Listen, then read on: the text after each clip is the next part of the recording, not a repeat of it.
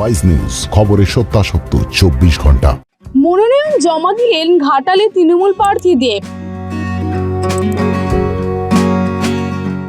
বৃহস্পতিবার মনোনয়ন জমা দেওয়ার আগে রক্তদান শিবিরে রক্তদান করলেন ঘাটালের লোকসভা কেন্দ্রের তৃণমূল কংগ্রেস প্রার্থী। শুধু তাই নয়, প্রতিশ্রুতি দিলেন এবারে যত ভোট পাবেন ততগুলো গাছ লাগাবে ঘাটাল কেন্দ্রে। আর 5টা রাজনৈতিক নেতাদের থেকে দেব একেবারেই আলাদা। ঘাটালের দুবারের এই সাংসদকে কোনোদিন বিরোধী দলের নেতাদের ব্যক্তি আক্রমণ করতে শোনা যায়নি।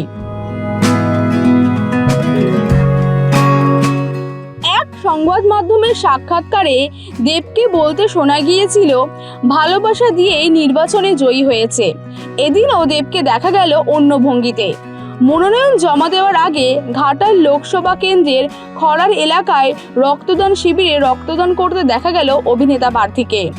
রক্ত দেবার পরে সংবাদ মাধ্যমের মুখোমুখি হয়ে তিনি বলেন, ব্লাড ব্যাংকের পরিস্থিতি খুব খারাপ, প্রচুর রক্তের প্রয়োজন, মানুষের সেবাই পরম ধর্ম, রক্ত ঝরাবেন না, রক্তদান করুন।